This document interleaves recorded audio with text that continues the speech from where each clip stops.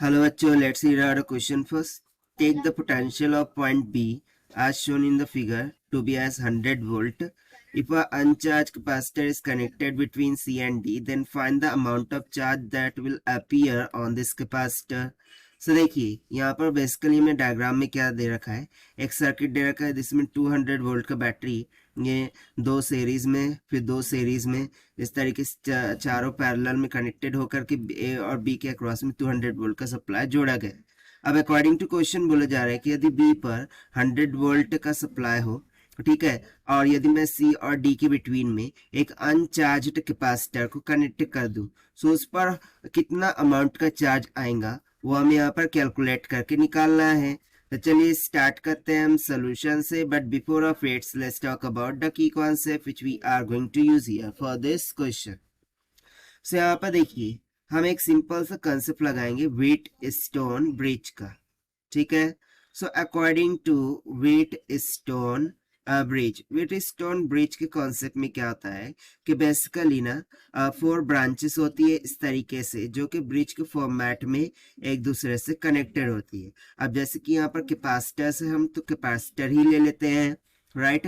ये पॉइंट जो होंगे उसको हम मान लेते हैं ए और B according to question. Same pattern हम यहाँ पर ड्रॉ कर रहे हैं और इसके अक्रॉस कनेक्टेड होता है बैटरी का सप्लाई, और जबकि ये जो पॉइंट होते हैं इसके बिटवीन में हम क्या करते थे, गैल्वानोमीटर को इस तरीके से कनेक्ट करते थे, और इसमें से जो फ्लो होने वाला करंट है उसको हम मानते थे IG।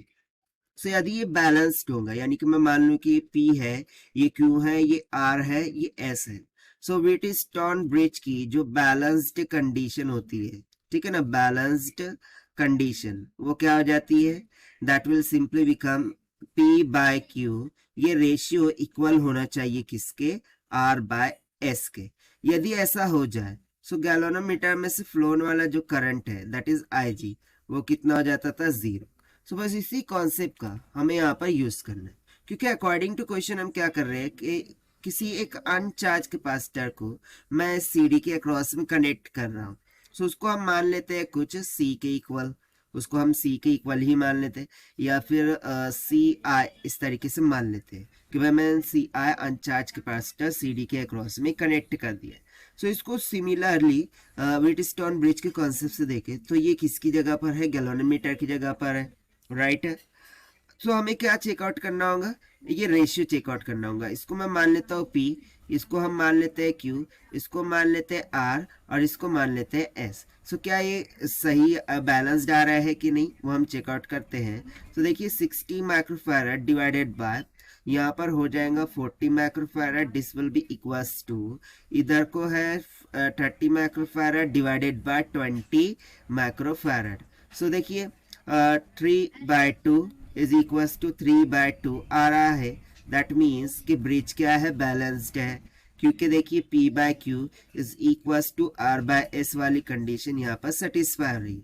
यदि ये कंडीशन सेटिस्फाई हो रही है दैट मीन्स टू से कि ब्रिज इज बैलेंस, और यदि ब्रिज बैलेंस है सो ये जो हमने अनचार्ज कैपेसिटर यहाँ पे कनेक्ट किया है इसमें से फ्लो होने वाला करंट जो होगा वो 0 हो जाएगा, और यदि CI से फ्लो होने वाला करंट लेट से I है जो कि बेसिकली 0 हो गया, सो क्या ये चार्ज हो पाएगा, नहीं।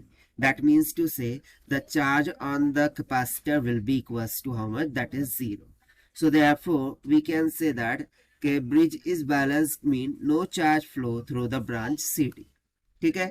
यहाँ पर हम आंसर करके लिख देंगे कि देयरफॉर, यहाँ पर हम सबसे पहले लिख देते हैं कि CI से फ्लो होने वाला जो करंट है वो 0 है, and therefore we can write, हम लिख सकते हैं कि therefore bridge is balanced, therefore bridge is balanced, bridge is balanced means no charge, means no charge flow through branch CD, flow through branch CD, branch CD से कोई भी charge flow नहीं करेगा।